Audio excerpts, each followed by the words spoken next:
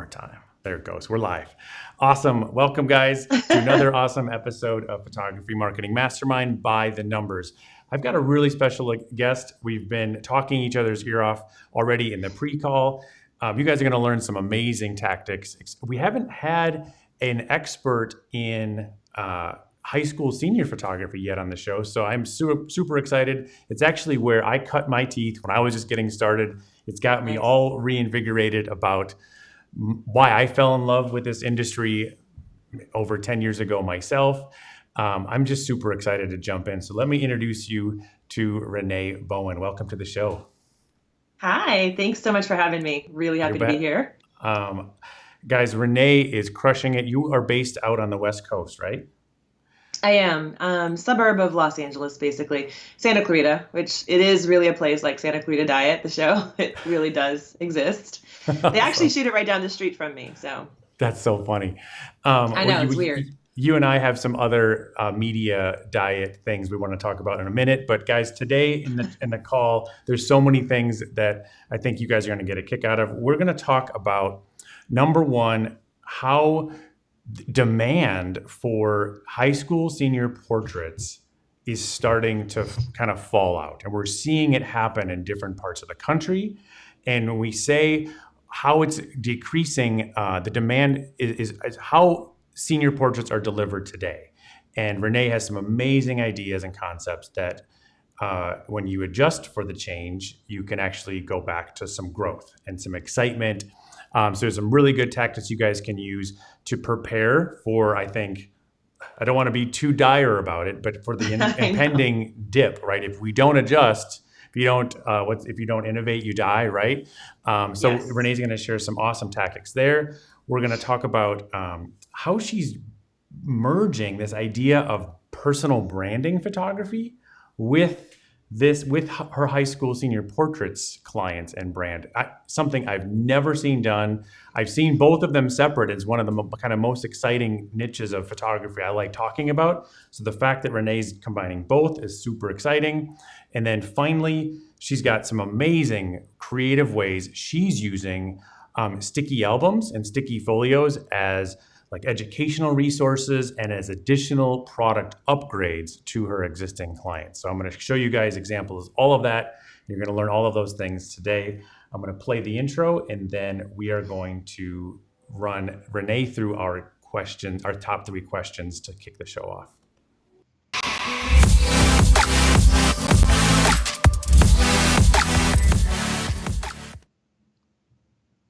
So Renee, number one, how long have you been in business as a professional photographer?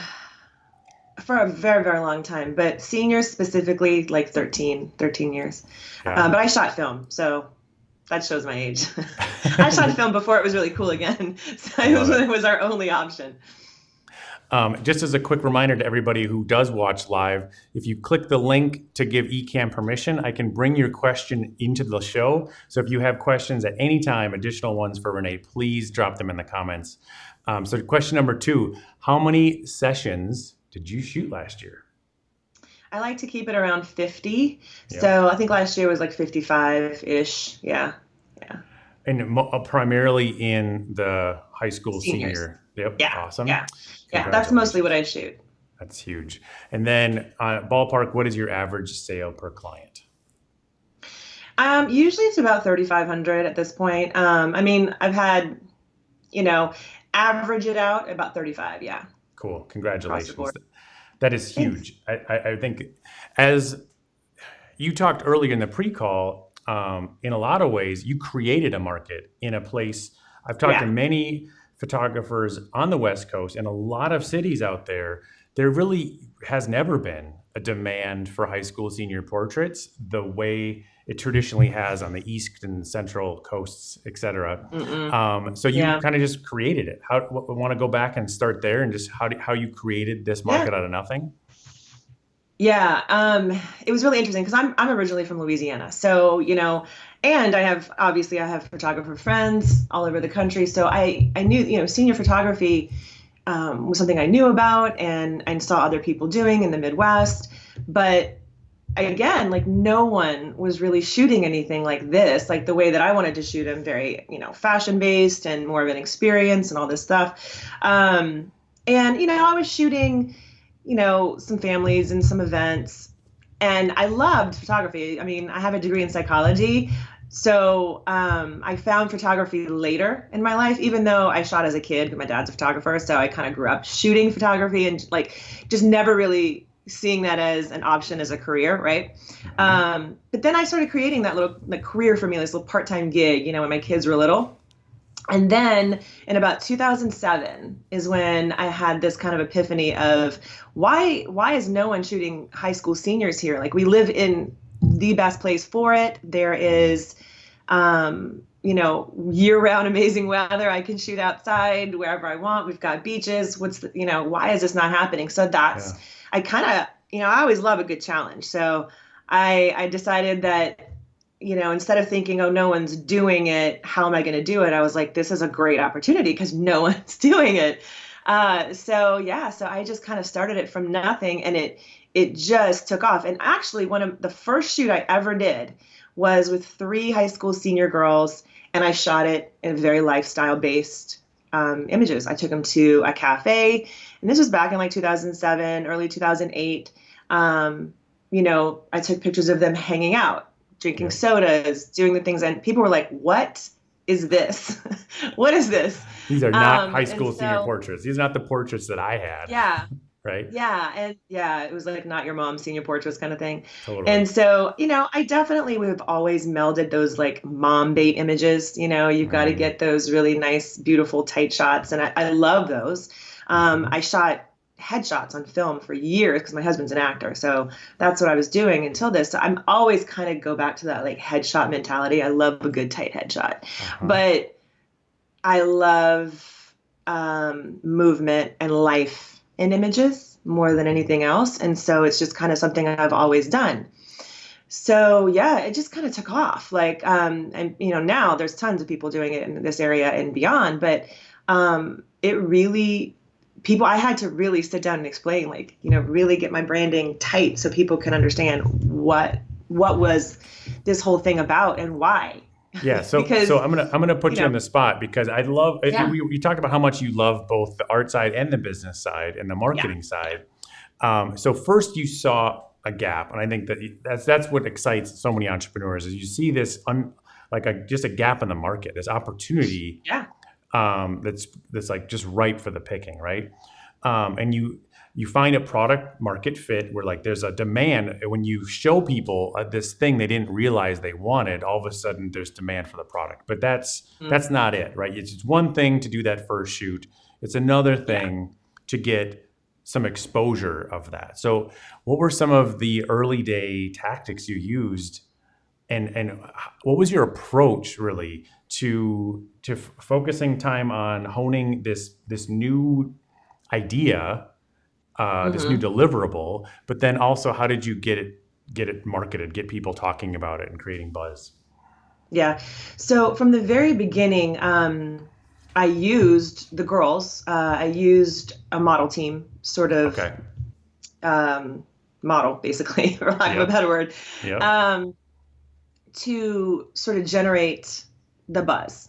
Yep. But this was like the early days of Facebook, right? So like that's when our clients, our teenage clients, were still actually on Facebook. Yep. And so were their moms. And so everyone, like, that was like the golden age of Facebook, right? Because there wasn't really ads and you didn't have to pay for things. It literally was just a breeding ground for, it just took off, because people were posting it and reposting it and then tagging, and all of a sudden everyone was like, what's going on? And so, I had a Facebook page and I definitely used that, but I always from the very beginning knew, like I said, I had to kind of teach myself this business thing. But once I like really learned it, it was just so exciting to me. Like, I don't know, business and marketing, I geek out on it really hard. So cool. So I just really, I said, I gotta have a really tight website. I need to make sure I'm driving people to my site,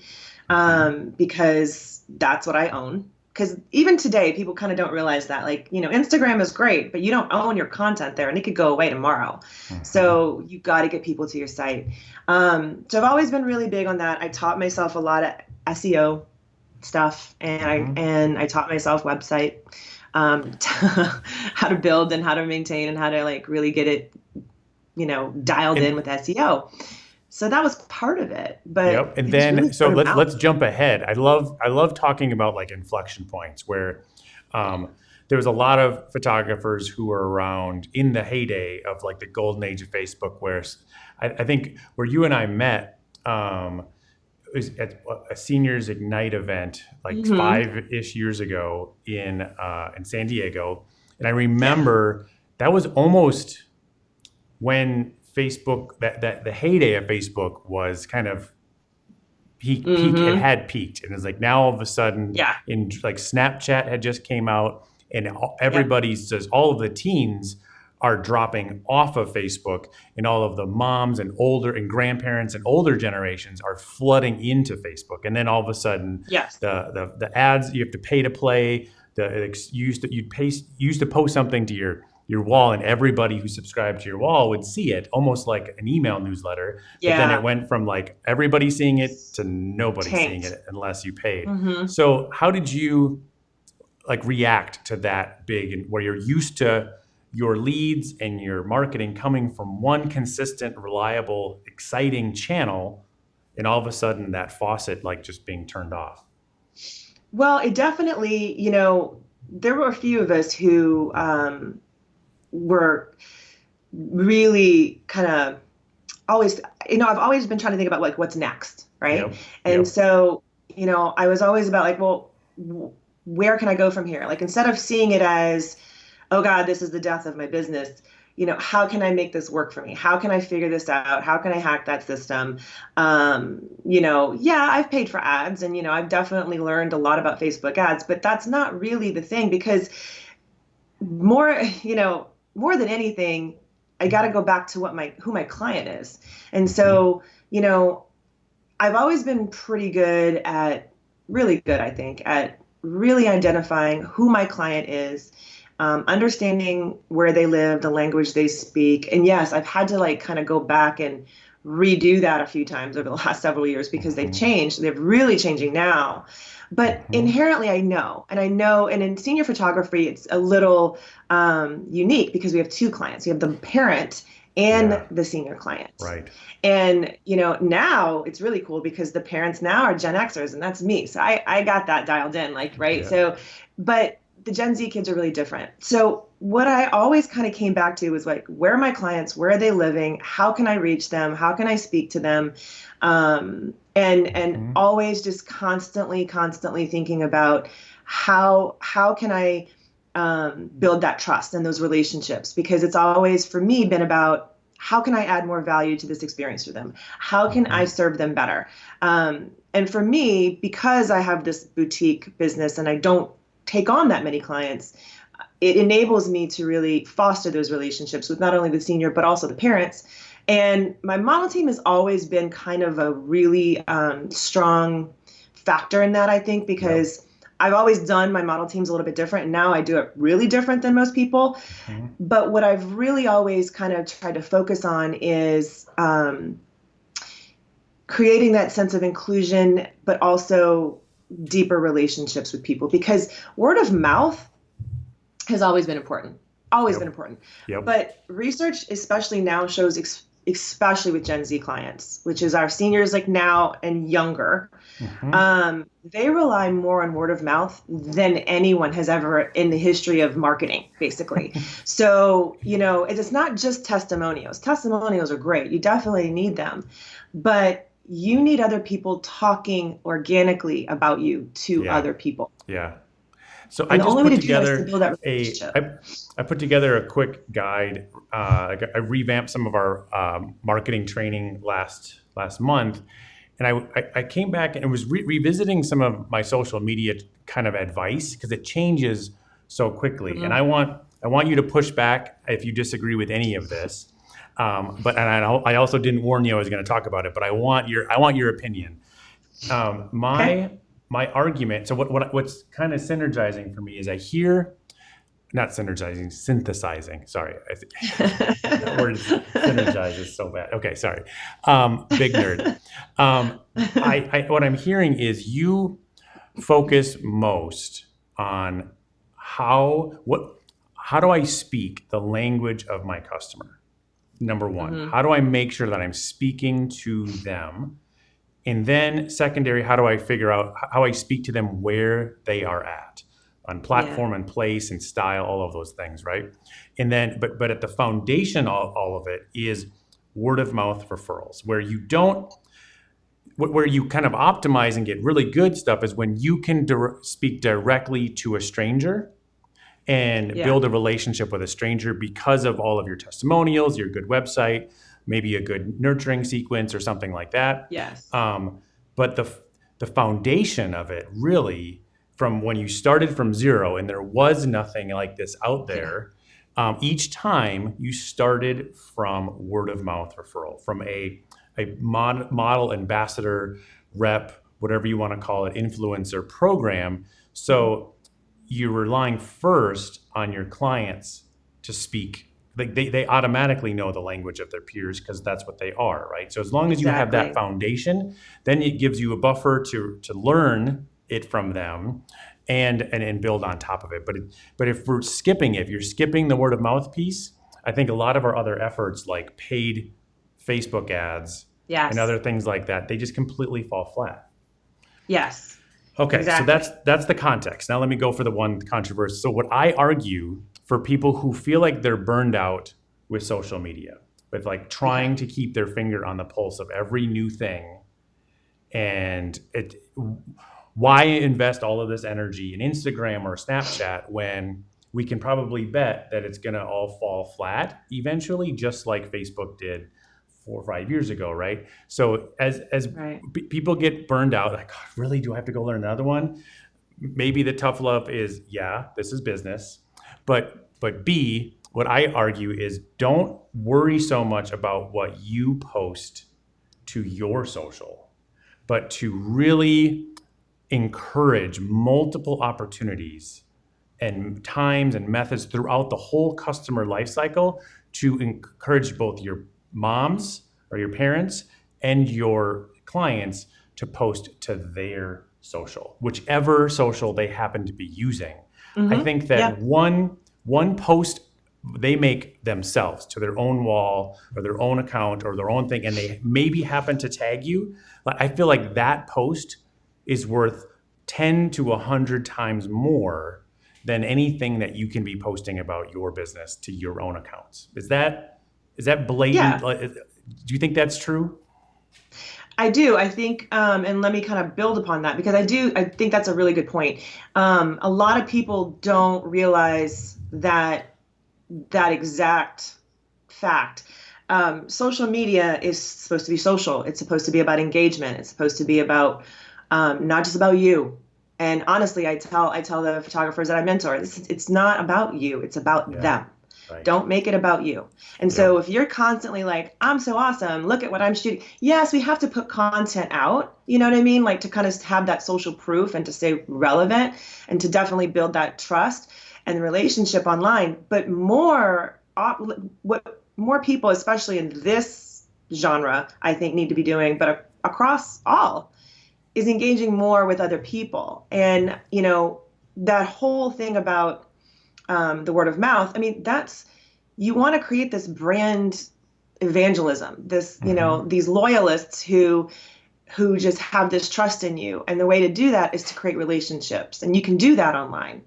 You just have to be authentic about it, because if there's anything that Gen Z especially hates is people who are fake, and Right. they can smell it a mile away. Totally. So they don't want to be sold to. They don't want to be told, they don't want to be mansplained. They want to be collaborated with, and they Ooh. want to be respected and heard. Mm-hmm. I'm actually starting a podcast for Gen Z for that purpose. And so it's not Wow. even going to be about photographers. It's going to be for Gen Z clients. Yep. I'm tying in a photographer aspect into it because it's another really cool way for senior photographers to be featured online.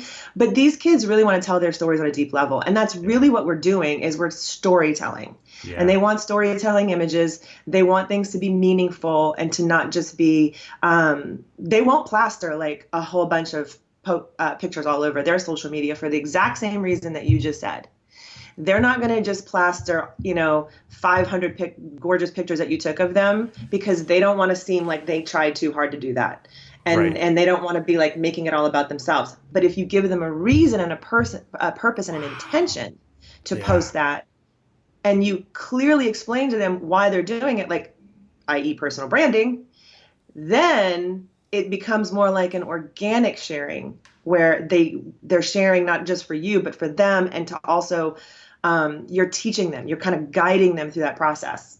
It's a lot deeper than that, but that's basically the 30,000. You're scratching. I'm excited to dig deeper here too. So I was one of my I go off the rails sometimes. No, this is exactly on track. I think I was going to ask you, are there any, just for the sake of like something tangible or practical for other photographers to take away, are there any like tactics currently that you like to use in your process that encourages your clients to post to their social, whether it's while they're getting their hair and makeup done? Like, are you ever able to have like the friend grab their phone and take pictures of the day or of the hair and makeup or anything like that, where they're just telling the story of getting their picture taken and having that fun day with you? Yeah, for sure. And by far, the behind the scenes are going to be way more beneficial than the final images, just FYI, because again, so here's the thing. Gen Z really, they're really big on, like I said, the storytelling and the non-perfect finished images too. So that's why the behind the scenes images can be so amazing for you. But I'm really intentional in how I have to kind of back up a little bit. Okay. I mean, I still run a team, even though, I kind of revamped it. But even with my regular clients, I'm really intentional about communication. So I'm really big on communication with my clients. I let them know how to post, what hashtags to use. I'm like, I want to be able to repost this and I can't unless you tag me. My team, it's like in their contract, they have to tag me in the caption, but that's like a whole other situation. But like just for regular clients, before I show up, they already kind of know what to expect because I've communicated so well with them and I've been able to do it digitally. I use digital products and email and video and text to communicate really deeply to them, like what I expect of them and what they can expect from me that day, so that by the time I show up, it's ready for me. I don't even have to coach them through it. It reminds me of like I do a lot of education on sales. Like, it doesn't matter. There's only so much you can do in the sales session if you haven't communicated like crazy what to expect at the sales session. Same thing with the day of the shoot. You can only explain and educate so much during the craziness of the shoot that they're going to retain and do right if you haven't already set their expectation about, hey, here's how things are going to go down. Communication is so huge. And as you're a psychology nerd, I'm like an education nerd.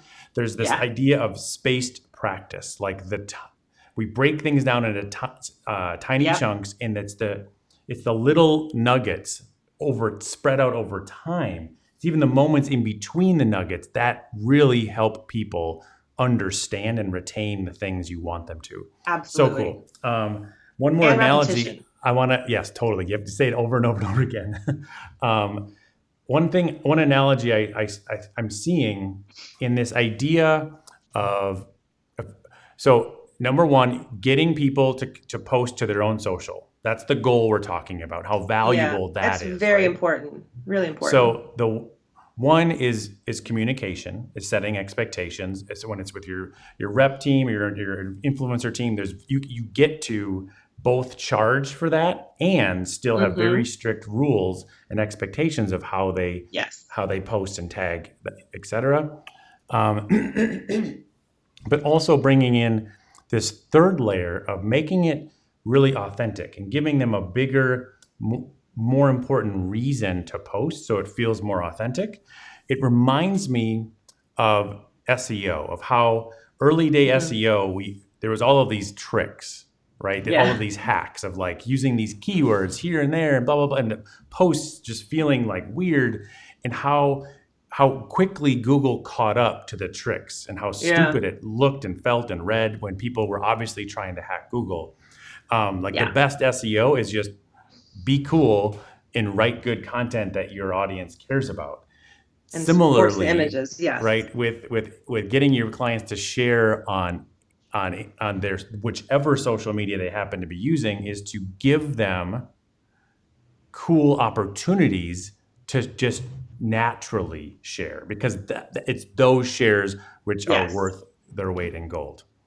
Absolutely. Well, and that's really kind of why I built this influencer team. I switched everything over. I've been really geeking out hard and researching Gen Z since like 2014. I wrote like Yep. an article about it back then, Yeah. and I just revisited it. And so many of those points are still valid, and even like some new things that have come to light. So, when they post on their social, I could post the same image, and I hear this from senior photographers all the time. It doesn't really matter how many followers you have. Like, you're not going to get the same kind of engagement from their friends who, hello, that's your clients, as you would. Like, you might get a lot of other photographers liking your post, but like, I think a lot of photographers get caught up in that and they start shooting for other photographers.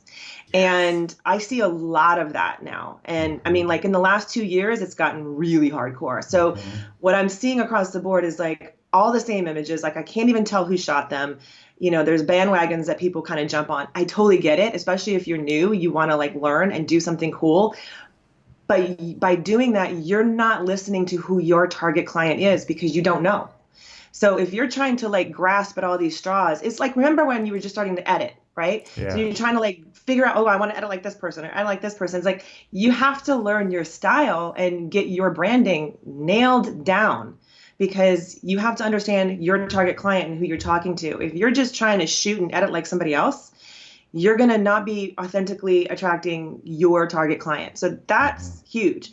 But, we kind of get in this mindset of like posting for other photographers. Yeah. We have to realize that when they post, our clients, they could post the same pictures you posted. They're going to get like 600 likes and like 35 comments. The engagement that they get on those posts is off the charts. They are micro influencers.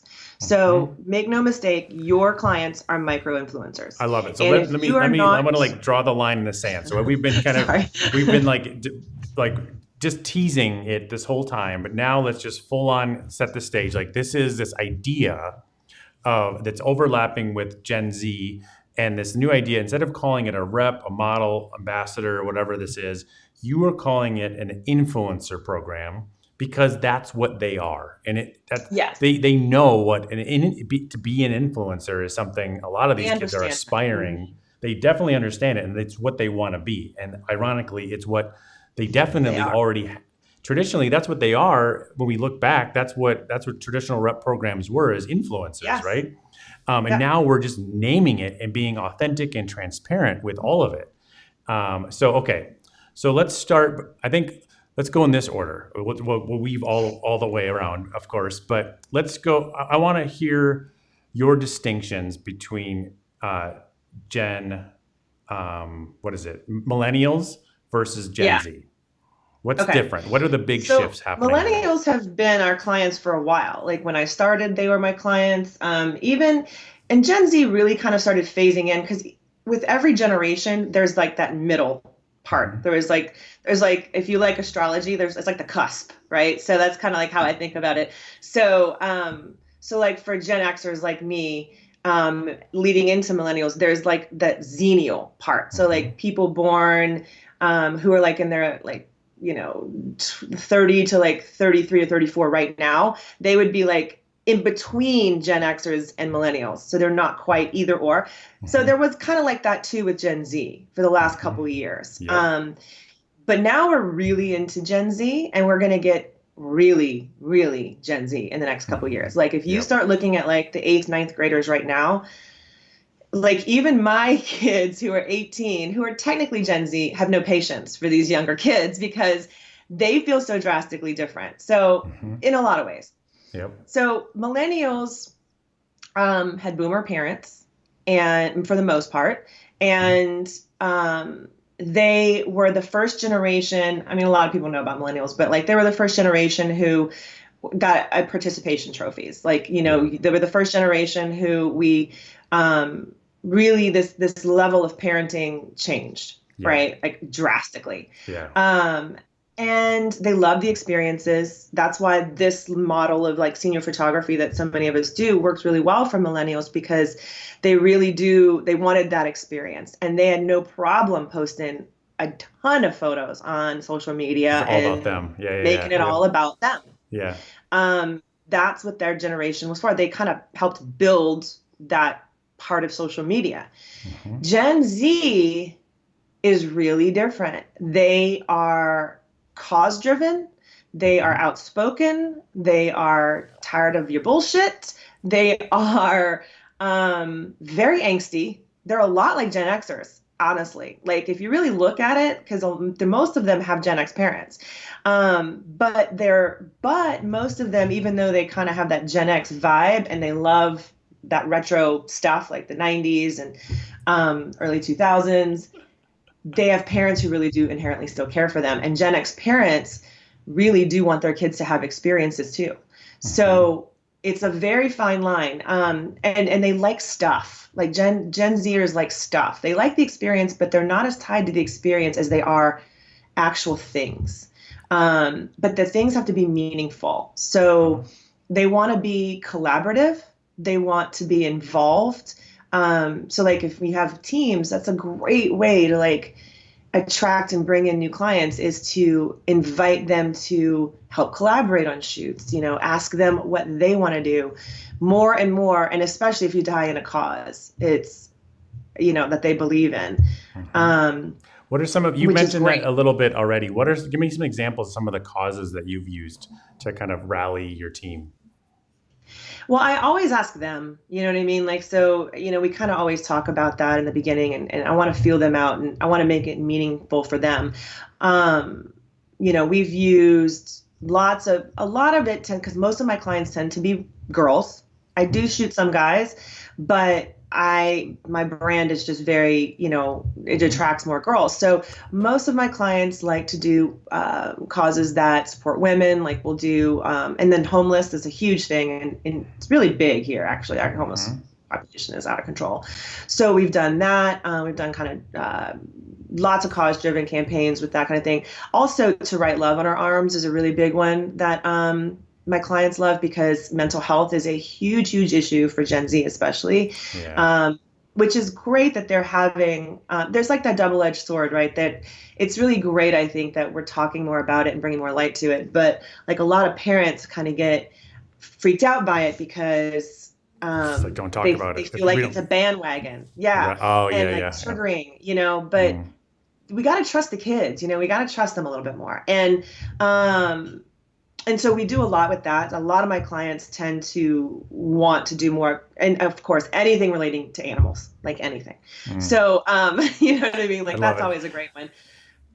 This is so fun. I love your ability. I'm just throwing all kinds of questions at you, both like big picture and then giving me really tangible examples. It's so helpful. So let's go into now this idea of branding this team as an influencer team. And what's different now? So it's more than just a different name, right? What are you delivering to this team that's different? And what are you asking them to do that's different from what you think other model programs used to do? So I do call it an influencer team, but I tell people in my program, because I kind of run a program based around this.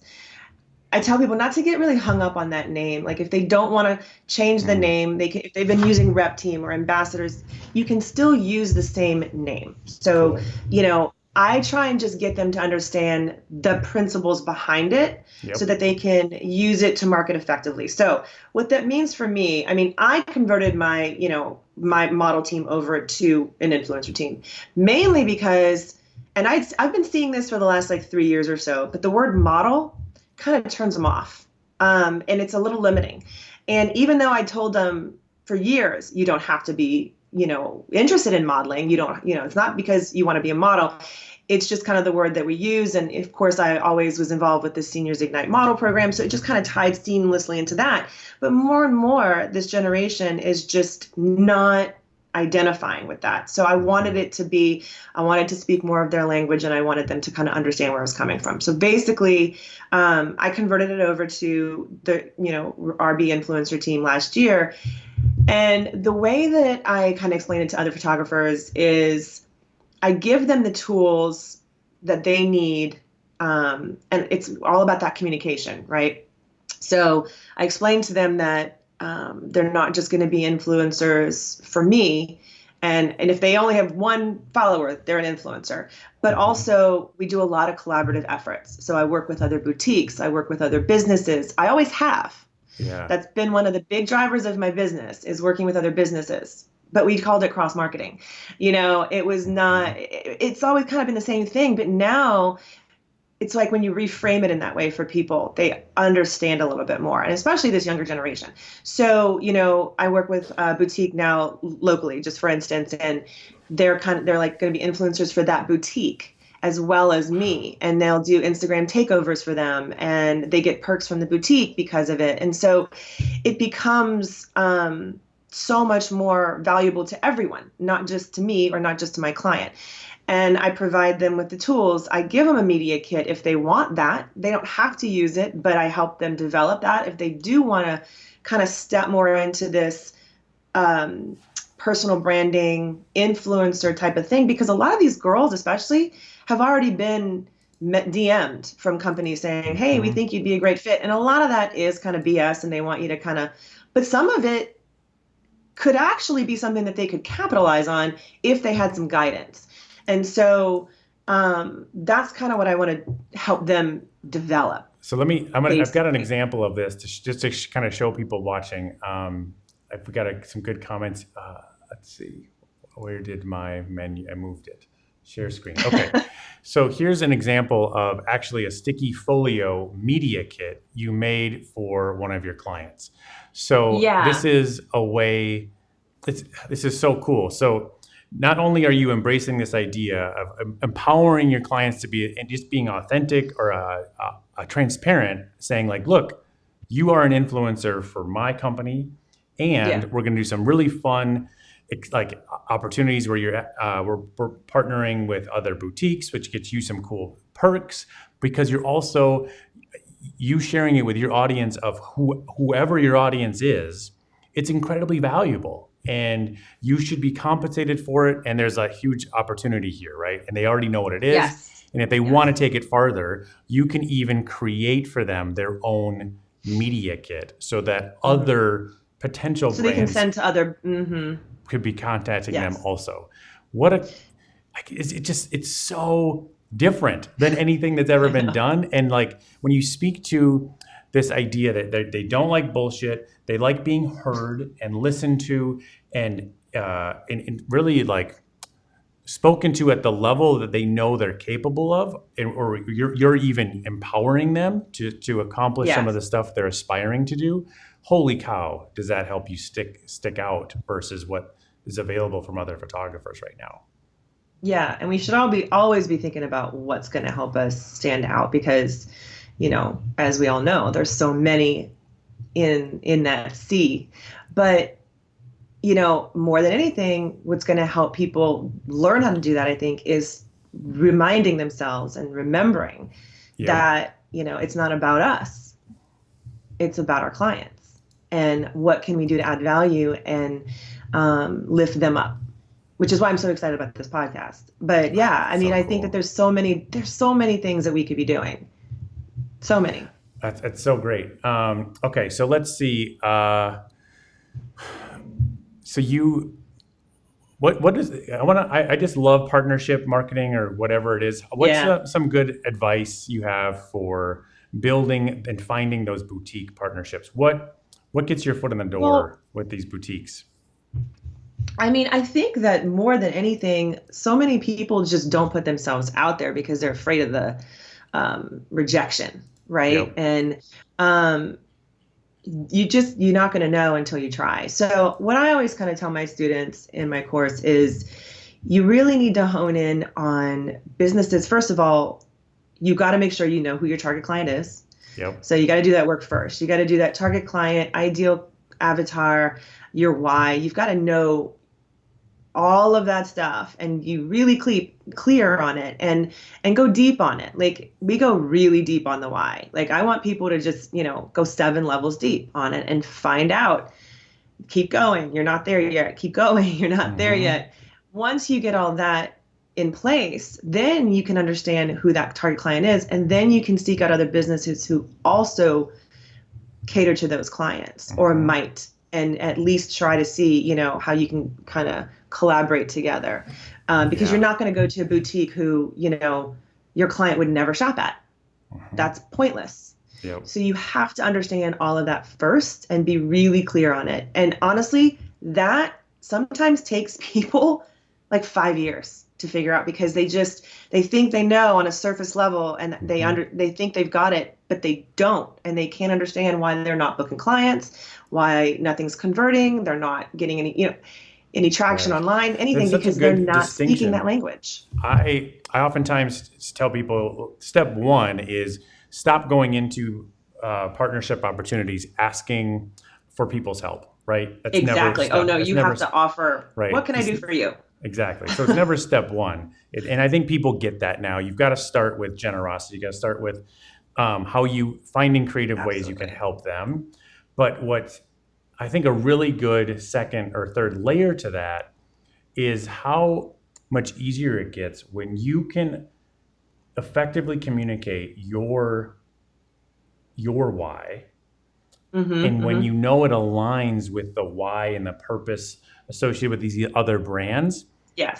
it just makes everything so much easier when you It's come when amazing. your why Yes. is coming from a place of generosity and giving back and all of this stuff. So I'm going to put you on the spot again because you've been knocking out of the park every time.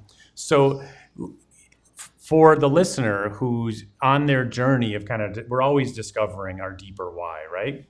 Yeah. Let's walk through maybe your journey of where a couple years ago, how you used to answer that question, what's your why? The Simon Sinek, like what, know your why?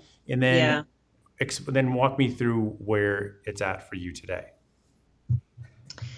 Yeah, you're right. It does kind of change, right? I mean, and kind of, right? I don't think I really got as clear, deep, deep, deep clarity on it until probably a good 4 or 5 years ago, maybe. And I always kind of tell people, yes, okay, so intrinsically people say, so I can be there for my family. I mean, obviously, when I started my business, that was part of it. I wanted to be able to do something I loved and still make really good money at it. And that was the thing. I had kind of gotten to this point a while back where at the very, very beginning, everything kind of took off, and then it was great, and then almost too fast for me, honestly, which Mhm. can also be tricky And because scary, I yeah. didn't Yeah. really have all that stuff It's like, dialed wait a in. second, And so, I'm doing this for my family and I don't have time to be with my and family. I don't have time to do anything because all I'm doing is sitting at my computer Hmm. or shooting and working my butt off. So I've definitely been there. And Yeah. I didn't have a business loan. I started with nothing. Like I could barely even afford the camera that I bought, right? So I was in the trenches. I'm married to an actor. Okay. So like, he's always been a working actor, but it's not like I had all this, cushion. I had no Yep. cushion. I had three Yep. kids, um, really little, and one with special needs. So I needed to be available. I wanted to be available for Hmm. them, Hmm. as well. And I got to that point, I think where everybody gets to, and you're like, I could go work at Target and make more than this, because like it just wasn't converting. And that's when I had to have like a huge mindset shift. And that's what most people like. I think what more than anything, well, it's just as important, put it that way. It's just as important as the business knowledge and the technical knowledge is the work that you need to do on yourself. And it's Hmm. not just because I'm a personal development nerd. It's huge. If you can't get past your stuff, you're not going to progress in general, Mm-hmm. in life, Mm-hmm. in business, nothing. And so I kind of got to that point, and that's what helped me get to that deeper why. And that's what I do to help other people get to their why is we got to go to some uncomfortable places and really think about, what really made you tick as a child? Like, what are some of the things that So what you was the? I'm gonna keep really pushing because love? this is fun. What was the block? You said like 5-6 years ago where Yeah. you had to kind of shift your own mindset. What was Yes. that shift that made the difference for It's you? it's the same thing probably that most people have, that level of I'm not good enough. Mm-hmm. I'm everybody like I think most people's stuff can be traced back to this I'm not worthy, I'm not good enough. And even if you came from an amazing family like I did, Mm-hmm. it's Mm-hmm. not that. We all somewhere along the line get in our subconscious that we're not good enough. Oh, I wasn't classically trained. I Mm-hmm. didn't go to school for this. So I don't have that. I don't know what I'm doing. That imposter syndrome, that fear. It's Mm-hmm. just fear. It's just fear of being Yep. rejected, not Yep. loved, not accepted. Everybody kind of has it. Yeah. And I thought, I've always been pretty self-aware and I'm always looking at ways to improve. I mean, like I'm always reading some kind of self-help, but something. Yep. And so when I kind of started digging deep into that, I was like, oh, like I really thought I got past that in my 20s. I guess not. And so it came back up. And then it Yeah. was like a whole level of stuff where you had to look at and be uncomfortable. And it came for me that part of, I grew up in South Louisiana and I always felt like the black sheep of the family. I have an amazing family, but I was always different. Always. Like I felt different. I always felt like there was other things out there. I didn't want to stay in Louisiana. I wanted more. I wanted to see the world. I wasn't comfortable staying in that space when every single person around me was. And I felt bad about that. And so I carried and I was also brought up Catholic. So I was really carrying some guilt around, like some heavy Mm-hmm. guilt that I didn't know I Mm-hmm. had. And so I had to like push through that really to kind of Mm-hmm. get through the other side. And what that looked like for me was also drastically raising my prices and really looking at my value, my worth, and just saying, whatever, if, this is who I am and this is where I'm going. And oh well, if I fall on Yeah. my face, fall on my face. But you And but you're worth it. that did not happen. And it Mm-hmm. it it like my that's when my business shifted more Mm-hmm. than anything. My life shifted, my business shifted, my relationship, my husband got better. It was just across the board. Like, and it just keeps going though. You know what I Yep. mean? Like I Yep. tell people, like it's not something that you can just stop. It's just like working out or Mm-hmm. whatever. You have to pay Mm-hmm. attention to your mental well-being and where you're at in your head just as much as you do in your physical body, if not more, I, because it's all tied together. so thank you for sharing that. I think, have you seen Brene Brown's Netflix special about vulnerability? Yes. Oh God, it's so good. Dude, I that just keep that seeing was so just many, huge. right? It's just so Huge huge. for me. Because it's, I think that we Yes. get to we break through these layers, especially people who like, we do some personal growth. The trap of being like into personal growth is like, you're like, I'm good, I'm did good. that, 20s, check. I'm totally let go of my stuff with my dad. Yeah, Like no. I had that hard talk with my dad. I'm good now. It's like, no, Exactly. gotta keep going to the Exactly. gym of mental health. And You that really like, do. if we're not if we're not putting ourselves out into scenarios consistently where what Brene defines it as circumstances where we don't control the outcome, Yes. The wilderness. right? Like Yeah.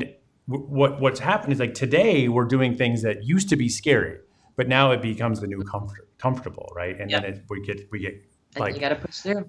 oh, I gotta keep going. Okay, so back to, I Yep. think this idea of so many people have head trash around our own self worth, and I think that there's a lot of truth to it. Even I think there's also that guilt, like, oh, but so many people had it Yep. worse off than me. Yes. I had loving Absolutely. parents, I had all this stuff, but hey, it's still real. And I think It's yours. It's one still, yeah. one way to explain why I think it is still such a huge issue is how different our world is. While our upbringings could still be much better than they maybe once were generations ago, what's new is social media. We kind of go full circle Yeah. here. Is we historically, like we grew up in tribes of about 150 people, right? Where everybody was the best at something. And Yep. now we're bombarded. If you're like as photographers, every day we're bombarded with the best of the world that we have Yeah. to compare ourselves to. Yep. It's It's something constant. humans have never had to do, something our brains were never evolved to handle this type of comparison constantly. And it can really, really wear on our mental health if we're not conscious of it, if we're not For careful sure. of it, unplugging and doing the things we need to make sure that we know we're awesome and you're worth it doing when you're on the right path, your own path, all of those things. Yes. I love it when the Absolutely. conversations go to this place. Thank you so much for going there with me. This has Of course. been Thank you. so fun. I want to share one more thing, how you are such an amazing communicator, and you're like, I've got to prepare people for a shoot. I got to prepare, just sharing cool resources with potential clients as another way to stand out and build a relationship with your potential Yeah. clients before they finally leap. Let me share this again. So you've created your makeup video or makeup guide. Looks like you Yeah, it's probably both. had the Yeah. video first, and you're like, hey, I've been giving people this video. Why don't I just put it into this sticky folio Right. guide that people can save as an app on their home screen? Yep. Yeah, that's one of the things, the prep documents that I send. So I'm a really big believer in that if you prepare and communicate with your clients, that they are going to, I mean, like everything will just be that much more seamless. And so Yeah. I've worked with one makeup artist for like since the beginning of my business, my senior business, and that's Jamie. Cool. And so I've been really fortunate. That's something I wanted to include. I include hair and makeup in my sessions. And so about, I think like 3 years ago, we decided we were going to make this video because I had a makeup guide that I sent them, which is a PDF that walks them through not just how to, prepare like what we're going to do for makeup and the options for your makeup, but also how to prepare your skin and how to show up ready and all this kind of stuff. So we did this little video, and I was sending it to them as a link, and I was like, I should just make a sticky album because it just makes more sense. So we filmed it, and it's all sped up, is one of my clients that we used. And so we take them through 3 different looks because we're a really big believer across the board in not making people look like someone that they're not. Yeah. We start out really natural, and if that's where they want to stay, that's where we stay. But we also educate them on why eyebrows are important in photos and why it's important to, match the colors of your skin tone with. Jamie is a pro at what she does too. So I help, combine her efforts with mine and, make sure that our clients just really understand what's going to happen more than anything. And so we take them through like a really basic look, and then we kind of do a bump up is what Jamie likes to call it, and then like a glam, if they really want to go to that next level. So it was really fun. Yeah. I think there's so much to be said for behind the scenes stuff where the goal of marketing is all about showing a stranger that you're trustworthy, right? Like what there's other training I've been working on where I tell people, I'm going to go back to showing my face here. We'll wrap up on this because I really value your perspective on this idea where I think a lot of people get started with their business for the first 6 months or whatever based on the nudging from friends and family. Like, you can do it. Your work's amazing. You should charge for this, right? Exactly. But your ability to get bookings from friends and family is not a measure of whether or not you're going to make it as a business. Like, it's like this temporary, it's almost like getting like startup funds, like taking out a loan. Yeah. It's going to float you for a minute, but you've got to hurry up and figure out how you are going to have marketing that turns strangers into clients. Because if you can't figure out that, you're going to run out of friends and family. Yeah. And so it's about building resources, building training guides behind the scenes of you having fun. I think having imagery on your website of behind the scenes of you smiling with your clients it's so tremendous. It shows people For like, sure. oh, look, there she is doing what she says she does, and everybody's Absolutely. having fun doing it, right? And that's what's so cool about Instagram stories now too. I mean, like Totally. that's like the perfect platform for that. And then you can take those and put them on your site too. Like you can repurpose your content. Hmm. But, you like again, I got to reach my clients where they are. They're on Instagram and Snapchat. So I have to be available, but I got to be myself there. I can't just be Hmm. constantly serving them ads or serving them what I can, like pretty pictures. I need to be showing them who I am as a Hmm. person so that they Hmm. understand that, I'm someone they can trust and building that relationship because Yep. that's more important to them. And I think to most people, not just Gen Z. I mean, I think it's Yeah. becoming more and more important to more people, that Agreed. authenticity for sure. Agreed. Yep. Totally. I'm assuming you've read Donald Miller's Story Brand, Building a Story Yes. Brand book. So it Yes. also kind of coming full circle. This is about you no longer trying to be the hero Yep. in your own stories. It's about being the guide and The making, guide. Absolutely. empowering your customers to be the heroes on their social media and on yours, where you're just there telling the story of what it's like when they come in for a consult, when they come in for Yep. makeup, when you're on a session, and it's what's going on behind the scenes, and you're having fun and making mistakes and being human, and then during the Yeah. order session, like those moments are so valuable to your marketing to help you show strangers that you are trustworthy. And the Yes. more you For can show sure. that stuff, the more all of your marketing works. And there is no one single thing. It's planting these seeds over time with videos, Yes. with blog posts, with email marketing. So cool. This has been great for people who want to learn more about your intense coaching program you offer. It looks like you are going to be opening up your influencer model program training later. Again, it's currently running, but you're going to open it up Yeah. again. The best way to stay in touch with you, I'm going to post the link, is to join your Level Up group on Facebook. Yeah, that's Just a free Facebook group. And awesome. so join there. And then you'll have to submit sign up for my mailing list. But that ensures that you get all that information first. And then we also, like in that Facebook group, we talk a lot about this kind of stuff all the time. So I'm always popping in there trying to, help people with various stuff that's going on in their senior business. And, it's not just for senior photographers, but it is for people who want to be photographer in that genre Oh, because it's awesome. the topic that we mainly cover there. So, but more importantly, I'm just trying to build a really, for lack of a better word, vulnerable community where people Hmm. can just really be authentically themselves and not feel like they have to compare themselves or be in, kind of Hmm. trying to race each other for. Yeah, I want it to be more of a community.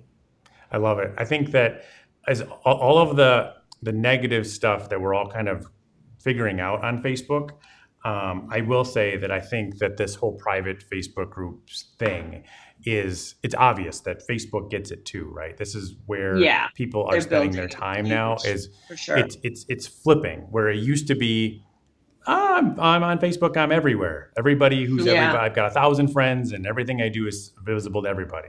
And it's like, nope, that's exhausting and fake. You can't. Yeah. We're like, we are different people all the time based on who we're around and the context and the Yes. people and the relationships. Right? We are. That's just who we are as humans. And so Yeah. when we create these spaces for us as photographers, even within these our own niches, to support one another, and to lift Hmm. each other up and to be vulnerable about the mistakes and the lessons learned, I think it's a really Yeah. That's hugely what I love needed about your thing. group. I Awesome. Well, love thank you that. so much. Yeah. So, This is huge.